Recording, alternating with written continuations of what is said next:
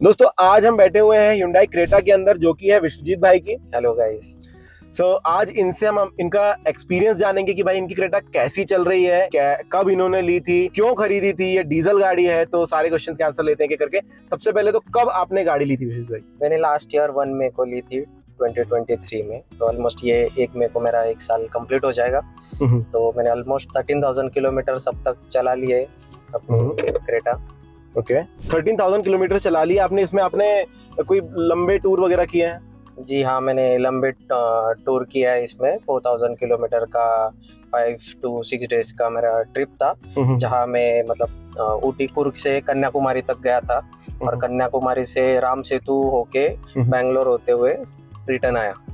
अच्छा, काफी लंबा सफर। उसमें सबसे पहले तो हम इंजन के बारे में बता देते हैं लोगों को कि ये जो गाड़ी आपने EX मॉडल मुझे बताया था जी, और ये डीजल इंजन है। डीजल 1500 सीसी का इंजन है ये। ओके 6 गियर के साथ आता है और +1 रिवर्स गियर। ओके, और मैनुअल गाड़ी है आपकी? ये मेरी मैनुअल गाड़ी है। तो ये 4,000 किलोमीटर जब आपने तय किया, आपको कभी भी कुछ अलग फील हुआ है गाड़ी के साथ, या गाड़ी एकदम स्मूथ थी हर समय? गाड़ी बहुत स्मूथ है। नॉन मतलब आप आराम से 12 घंटे ड्राइव कर सकते without any back pain comfortably. और मैंने ये सिंगल हैंडली चलाई थी, तो मुझे तो कोई ऐसे दिक्कत नहीं हुई गाड़ी चलाने में। तो मैं हैप्पी हूँ मेरे परचेस के साथ, जो भी है। ओके सो क्योंकि अब जब 4,000 किलोमीटर 5-6 दिन लगातार चल रहे होते हैं, तो काफी ज्यादा सीट के बारे में हमें जानकारी मिल जाती है कि भाई किस तरह की है। तो कंफर्ट कैसा लगा? आप कंपेयर अगर करें इस बजट कोई गाड़ी जैसे हैरियर वगैरह इस बजट में आ जाती है, तो क्या आप कुछ कर सकते हैं, डिफरेंसेस बता सकते हैं? जी हाँ, हैरियर अभी इससे थोड़ी सी बड़ी आती है, लेकिन अभी हैरियर तो मेरा इतना लॉन्ग ड्राइव का एक्सपीरियंस नहीं है। लेकिन मैंने ये रेंज में स्कोडा कुशक भी आती है, लेकिन स्कोडा कुशक चलाई थी 350 किलोमीटर्स।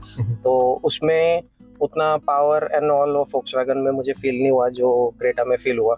तो बाकी तो सही है, क्रेटा एवरेज भी काफ़ी अच्छा देती है। अगर आपके पास प्लेन रोड है तो लाइट फुट पे काफ़ी एवरेज देती है। आप कितना तक निकाल चुके हैं? मतलब स्ट्रेट रोड होगा बेटर होगा तो 17-18 किलोमीटर पर लीटर दे देती है बड़ी गाड़ी होने के बावजूद। और सिटी में भी 13 to 15 के बीच में मिल जाता है आराम से। ओके सो आपकी मैनुअल कार है, डीजल कार है, एक्सपेक्टेशन लोगों की काफी ज्यादा हाई रहती है। इस क्रेटा के साथ 1.5 लीटर के साथ मैं एक्सपेक्ट करता हूँ कि मैं 20-21 निकाल लूँ अगर मैं हाईवे चल रहा हूँ तो। ये मैंने एवरेज भी बताया, ये मैं हाई स्पीड पे निकाला हुआ एवरेज है। तो यही चीज अपन 80-90 पे कांस्टेंट पे चलाएंगे तो 20+ तो जा सकती है।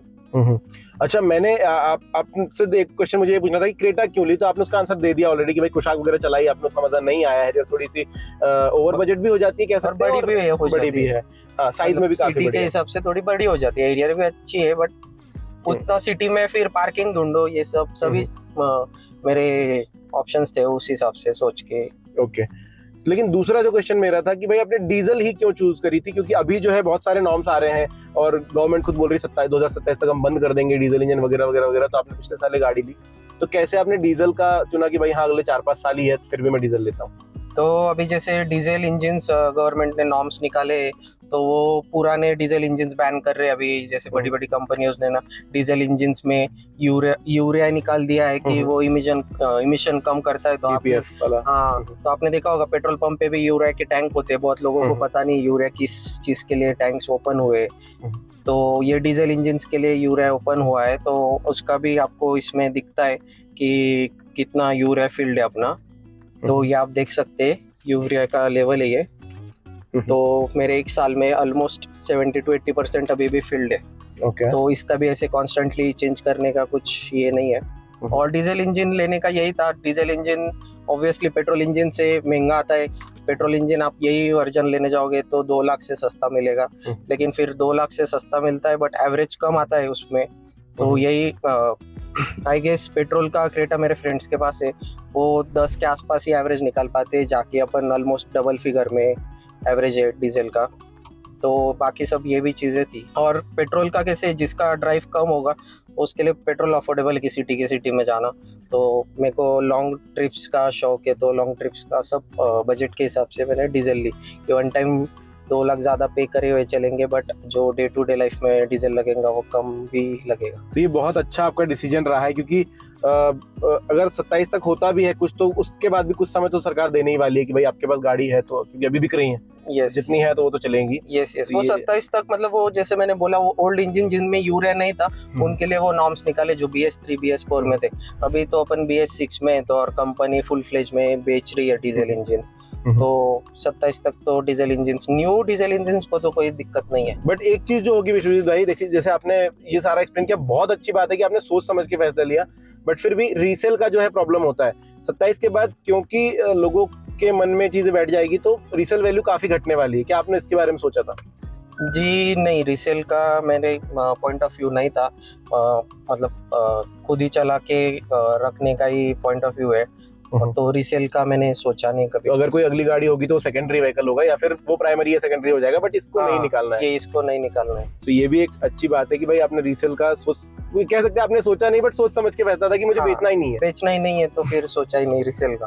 ओके। क्योंकि घर में ऑलरेडी और एक फोर्ड इकोस्पोर्ट भी है, वो भी डीजल है, अच्छा। और उसका भी 1 लाख के ऊपर हो चुका है ओडियोमीटर, तो उसका भी साथ भी अच्छा था, और फोर्ड बंद हो गई, तो फिर उसके बाद ऑप्शन स्टडी इंजन के लिए क्रेटा मैंने सोचा। ओके, सो जैसे आपने कहा फोर्ड इकोस्पोर्ट, तो छोटा सा कंपैरिजन में चाहूंगा कि भाई वहां से आपको कितना डिफरेंस यहाँ पर लगता है? स्पेस वाइज तो सच में बहुत बड़ा डिफरेंस है। हाँ, स्पेस वाइज तो काफी डिफरेंस है, ये काफी कंफर्टेबल है, काफी स्पेशियस है, मतलब एक सीट से अगले आपके सीट में मेरा डिस्टेंस काफी अच्छा है, तो वैसे काफी डिफरेंस है। इंजन में कितना फर्क आपको नजर आता है? इंजन मतलब उसका भी सेम है, 1500 सीसी है, वो भी 113 bhp है, ये भी 113 bhp है डीजल का, तो इंजन में इतना काफी फर्क नहीं है, बट ये स्पेशियस है तो थोड़ा मजा आता है और चलाने में। ओके, तो स्पेशियस हम लोग कंफर्ट पे हैं, स्पेस पर है, तो आपने कभी रियर सीट ट्राई करी है? आपने बैठे हो पीछे की तरफ? यस, मैं रियर सीट पे भी बैठा हूँ, तो काफी मतलब कंफर्टेबल लगता है ऐसा, मतलब पीछे की सीट पे लगता है कि ड्राइवर काफी आगे बैठा है। नॉर्मली मैं दूसरे कार्स में बैठा हूँ तो ऐसा लगता है नजदीक है। अभी यहाँ से मेरे को वो विंडो का ये भी डाउन करना होगा, तो वो भी मेरे को काफी लंबा लगता है मेरे हिसाब से तो भी। तो इस तरीके से आप मान रहे कि भाई गाड़ी है तो चौड़ी काफी है, लंबी ज्यादा है, लेग रूम वगैरह का प्रॉब्लम नहीं है आपको? नहीं है। ओके, एक चीज और पूछनी है मुझे कि अब तो जैसे फेसलिफ्ट आ गया क्रेटा का, तो उस समय आपको दुख हुआ था कि यार मेरी गाड़ी ली और 6 महीने में पुरानी हो गई है अब? नहीं, ऐसा मुझे नहीं हुआ, बिकॉज अभी काफी फेसलिफ्ट जो आया वो ऑलमोस्ट वेन्यू का फेसलिफ्ट ज्यादा सिमिलर लग रहा, मतलब क्रेटा के फेसलिफ्ट से ज्यादा, तो मुझे कोई दुख नहीं हुआ। मेरे को उल्टा खुशी हुई कि वो पुराना वाला वर्जन है अपने पास। थोड़ा कर्वी डिजाइन था ये वाला, इसके बाद अभी बॉक्सी कर दिया और एकदम हो गया वो, और मतलब वेन्यू का पीछे से देखोगे ना, वेन्यू और न्यू क्रेटा दोनों सिमिलर दिखते। और अभी जैसे जॉइंट टेल लाइट्स हो गए, वो तो मतलब वो ऐसी चीज है कि सब ब्रांड्स को वही चाहिए, joint tail lights. I don't know what it is about, but सबका वही हो गया अभी। बट सबका जॉइंट टेल लाइट्स, आप टाइगन देखो, ये वेन्यू देखो, क्रेटा देखो, हैरियर देखो, सफारी देखो, सबके joint tail lights. Even Mercedes BMW भी अभी जॉइंट टेल लाइट्स में कर रहे हैं। ओके, सो आपको फेसलिफ्ट से ज्यादा कुछ प्रॉब्लम हुआ नहीं है, मैं समझ पा रहा हूँ। अभी मुझे जानना है कि देखो, जब इतनी बड़ी गाड़ी पर बैठते हैं, एसयूवी लेने का जो आपने फैसला लिया था, तो आपने वो भी आंसर दे ही दिया कि भाई इकोस्पोर्ट ऑलरेडी थी, और हमारे यहाँ के रोड्स के हिसाब से हम लोग सोचते हैं कि भाई एसयूवी ले लें, सारी चीजें हैं। बट इन गाड़ियों में body roll as compared to sedan हो गया या हैचबैक हो गया, कंपेरेटिवली ज्यादा होता है। करेक्ट। और जो चीज मुझे सबसे ज्यादा समझ में आती है, अगर मैं रियर सीट पर बैठा हूँ, फ्रंट सीट पर अगर मैं ड्राइव कर रहा हूँ तो मुझे फर्क ही नहीं पड़ता है बॉडी रोल हो रहा है या नहीं हो रहा है, बट रियर सीट पर बैठे हैं तो बहुत ज्यादा समझ में आता है कि हाँ भाई यहाँ पर हिली है गाड़ी। और मैंने और भी गाड़ियां, जैसे होंडा एलिवेट अभी आई है, तो उस पर मैंने ट्राई करी, तो वहां पर मुझे बॉडी रोल नहीं लगा। हैरियर में थोड़ा सा लगता है, बट हाई स्पीड पर है तो थोड़ा सा। हाँ, इसमें आपको कितना फील हो रहा है, और अगर आपको मतलब वो सही है या फिर और कम किया जा सकता था? आप क्या कहना चाहेंगे बॉडी रोल के बारे में? मैंने मोस्टली सच ऑनेस्टली मेरा एक्सपीरियंस तो मतलब ड्राइविंग सीट पे ही रहा है, तो जैसे आपने बोला कि ड्राइविंग सीट वाले को कुछ इतना नहीं समझ में आता कि कितना बॉडी रोल है, जितना कफ करेंगे उतना अच्छा लगता है चलाने वाले को। तो वो तो अभी पता मेरा हिसाब से वो मेरे एक्सपीरियंस नहीं है। ओके, तो रियर सीट पर आप ज्यादा मतलब अपने नहीं रियर सीट पे ज्यादा एक्सपीरियंस नहीं है। सो कभी गाड़ी पूरा बैठ करके सभी लोग ट्राई किए हैं, तब गाड़ी के रिस्पांस कैसे थे जब 5 लोगों से भरी हुई गाड़ी है? मेरी मतलब ऑलमोस्ट 4 लोगों से ही भरी हुई थी गाड़ी, तो इतना ऐसा लगता नहीं है कि जैसे बॉडी रोल का जैसे किससे जाइलो और इनके साथ हुए, काफी हाइटेड और ये बॉडी रोल मतलब हुए भी है वो कार्स। तो ये कैसे, ये थोड़ी वाइड भी है और हाइट में भी आप देखोगे ना नॉर्मल एसयूवी से भी ज्यादा हाइटेड भी नहीं है, बट ऐसी फ्लैटन वाइडन कार लगती है। तो बॉडी रोल का इसमें मेरे को नहीं लगता इतना इशू है। ओके, बूट स्पेस के बारे में थोड़ी सी जानकारी दीजिए कि बूट स्पेस आपको कितना सही लगता है, आपका सामान आ जाता है या फिर आपको कभी लगा है कि यार कम पड़ गया थोड़ा? नहीं, काफी सामान आ जाता है। अपने डिक्की भी काफी बड़ी है, अपन वो भी देख लेंगे। बूट स्पेस भी काफी अच्छा है। ओके, मतलब आगे सामान भी होगा, अपन मतलब बढ़ गया है अपने पास कैरी बैग्स होती है, अपन आगे रख देते हैं चालो तो नई दिक्कत तो ऐसी कुछ होती नहीं है। तो ओके, अब हम मेरे आते को हैं। और एक पॉइंट था जो फेसलिफ्ट पे आपने तो फेसलिफ्ट का मुझे सिर्फ नया स्पीडोमीटर और उनका जो इंफोटेनमेंट सिस्टम है वो अच्छा लगा। उन्होंने XUV 700 के जैसे दिया है पूरा जॉइंट, तो और पूरा डिजिटल है। बाकी डिजिटल होने के उसके प्रॉन्स और कॉन्स भी है उसके साथ, बट अच्छा लगा मुझे वो फेसलिफ्ट का। देखने में बहुत ज्यादा अच्छा लग रहा है, हाँ, क्योंकि वो कनेक्टेड है पूरा MID और प्लस ये इंफोटेनमेंट सिस्टम। तो यस, और इंटीरियर वाइज भी काफी ज्यादा उन्होंने चेंजेस किया, ऐसा नहीं कि ये बहुत ज्यादा पुराना लग रहा है। नहीं, अगर हम एज आपने 700 से कंपेयर किया, अगर हम XUV 300 से कंपेयर करें तो फिर बहुत ज्यादा अच्छा है। हाँ, वो तो 300 के साथ। सो मैं इसी इंफोटेनमेंट सिस्टम्स पर ही आ रहा था, लेकिन उससे पहले मुझे जानना है कि आपने सर्विसिंग कितनी करा ली अभी तक, क्योंकि 13,000 में मुझे लगता है कि 1-2 हो गई होंगी। हाँ, मेरी एक फर्स्ट हो गई थी 1500 के पास। वो जनरल चेकअप होता है जिसमें टॉपअप करते थे, और मोस्ट बाद में मेरी 11,000 पे हुई लॉन्ग ट्रिप के बाद। तो सर्विसिंग का कॉस्ट भी मिनिमल है, मतलब 6,000 में मेरी सर्विसिंग हुई थी, फर्स्ट सर्विसिंग, जिसमें बॉडी बैलेंस, व्हील बैलेंसिंग और ये सब किया गया था, और ऑयल चेंज वगैरह तो वो हुआ था। और हुंडई का सर्विसिंग भी काफ़ी अच्छी है। वो सारी चीज़ का एविडेंस तक देते हैं कि आपके कार में क्या क्या चेंज कर रहे हो, उसके वीडियोस तक शेयर किए गए थे मेरे साथ। तो वो काफ़ी सेटिस्फाइंग लगा। ऐसे नहीं कि ऑयल चेंज किया अपने बिल पे, लेकिन अपने को पता नहीं किया है या नहीं किया है, तो वो तक एविडेंस उन्होंने दिया। तो ये मेरे लिए सरप्राइजिंग था कि इतना सर्विसिंग वो लोग कर रहे हैं। कभी सिस्टम में किसी प्रकार की कोई परेशानी आपको आई है? जी नहीं, इसका मतलब ये इंफोटेनमेंट सिस्टम भी काफ़ी अच्छा है। मतलब कार ओपन, डोर ओपन किया उसके पहले तो मेरा एप्पल कार प्ले कनेक्ट हो जाता है, तो काफ़ी अच्छा है। मतलब मेरे को यहाँ पे कुछ फिंगरिंग करनी ही नहीं पड़ती, ऑटो कनेक्ट हो जाता है, और मैं सीरी से बोल सकता हूँ किसको कॉल करना है, नहीं करना है, क्या प्ले करना है। हैसल फ्री है एकदम। ओके, और एसी का तो मुझे शायद आपसे पूछना नहीं पड़ेगा कि हम पूरी धूप में अभी बैठे हुए हैं और एसी चालू है, और ऊपर से ब्लैक कार है अपने, और सन इज ऑन द पिक। तो उसके बावजूद भी हमें कुछ पता नहीं चल रहा कि बाहर कितनी धूप है। मैं भी बाहर जाएंगे तो समझ में आएगा। तो एसी काफी ज्यादा पावरफुल है दोस्तों, इसका तो मैं ही गवाह हूँ। इसके अलावा कौन से ऐसे फीचर्स हैं जो आप इस्तेमाल करते हैं सबसे ज्यादा इस गाड़ी के अंदर? जैसे जनरली, जैसे आपने कहा एप्पल कारप्ले आप इस्तेमाल करते हो, एप्पल कारप्ले तो फर्स्ट गाने वगैरह सुन रहे हो, काफी कंफर्टेबल लगता है कि एप्पल कारप्ले कनेक्ट हो जाता तो बहुत इजी हो जाता चलाने के लिए। और आप देखोगे ना, ये थोड़ा कैबिन जो है ना, ये इंफोटेनमेंट टिल्टेड ड्राइवर सीट्स के लिए, मतलब जो अभी नॉर्मल होने के, वो फ्लैट होने के, कि ये कई बंदे को भी दिखने का, बट ये सिर्फ मतलब ऐसा प्रॉपर पायलट सीट के जैसे कैबिन बनाया हुआ है, तो जिसमें काफी इजी हो जाता कि मुझे कोई मैप्स वैप्स लगाने हैं या कोई म्यूजिक लगाना है। इसके अलावा आपकी गाड़ी क्रूज कंट्रोल वगैरह देती है? नहीं, इसमें क्रूज कंट्रोल नहीं है, इसके ऊपर क्रूज कंट्रोल आता है, और उसके ऊपर ये भी था सनरूफ।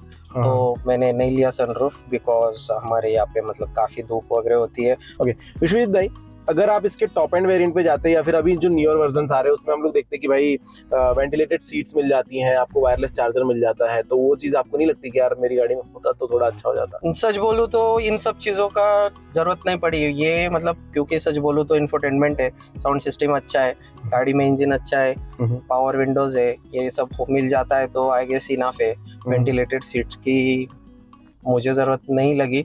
और क्रूज कंट्रोल की इंडिया में ट्रैफिक ही इतना है कि क्रूज कंट्रोल वो तो उसको ही बेनिफिशियल है कि जो एक्सप्रेसवे पे ही उसका डेली यूज़ है। तो ये सब बाकी के पॉइंट्स ध्यान में रख के मुझे ऐसे नहीं लगा। बट ऑब्वियसली अगर मेरा बजट फिक्स था इसलिए मैंने वो लिया। जिसके पास बजट है तो वो टॉप एंड के लिए भी जा सकता है, उसके बेनिफिट्स अलग होते हैं। आपको और लग्जरी फील चाहिए और प्रीमियम फील चाहिए तो obviously they can choose it. तो विश्वजीत भाई, एक बार वापस मैं आपको 4000 किलोमीटर के एक्सपीरियंस पे लेकर जाऊंगा, क्योंकि तब आपने गाड़ी नई नहीं ली थी, सर्विसिंग शायद फर्स्ट ही हुई होगी उस समय। हाँ, सिर्फ जनरल चेकअप हुई थी। उसके बाद गाड़ी ने कैसा परफॉर्म किया और कुछ ऐसे एक्सपीरियंसेस निकल कर आए इस समय की आपको गाड़ी अच्छी लगी या कुछ खराबी आपको गाड़ी में लगी? मेरा एक्सपीरियंस सच बोलूँ तो काफ़ी अच्छा था। मैं मतलब इतना लॉन्ग ट्रिप पे गया बिना कुछ सोचे, और मैं चलाने वाला मैं अकेला ही बंदा था कार में। तो मेरा एक्सपीरियंस काफ़ी अच्छा रहा है ऑनेस्टली। मुझे कोई कोई चीज़ की दिक्कत नहीं हुई, क्योंकि नॉर्मली जो होता है ना एयर प्रेशर का सिग्नल मुझे इधर स्पीडोमीटर पे मिल जाता है। तो सिर्फ वही था कि ज़्यादा चलाने के बाद हाई प्रेशर हो जाता है तो उतना, और अगर कम एयर प्रेशर है या कुछ होता है तो वो दिख जाता था। तो और मैंने नॉन स्टॉप यहाँ से पहले 500-600 किलोमीटर्स गया था विदाउट हैसल फ्री, और आते वक्त भी मैंने 900 किलोमीटर्स वन टच मारे, जहाँ बैंगलोर से डायरेक्टली हिंजौड़ी पुणे तक। तो कोई दिक्कत नहीं हुई और काफ़ी स्मूथ है, ऐसा नहीं कि डीजल इंजन है या कुछ है। पिकअप भी काफ़ी अच्छा है, मैंने ऑलमोस्ट 170-180 पे टच किया था कार को। काफ़ी स्टेबल चलती है और चिपक के चलती है जैसे होनी चाहिए। तो दोस्तों ये है विश्वजीत भाई जिन्होंने अपनी गाड़ी के एक्सपीरियंस हमारे साथ शेयर किए। आई होप आपको पसंद आया होगा। पसंद आया तो लाइक करना, चैनल को सब्सक्राइब करना, और कुछ सवाल है तो कमेंट सेक्शन में लिख देना। Thank you guys.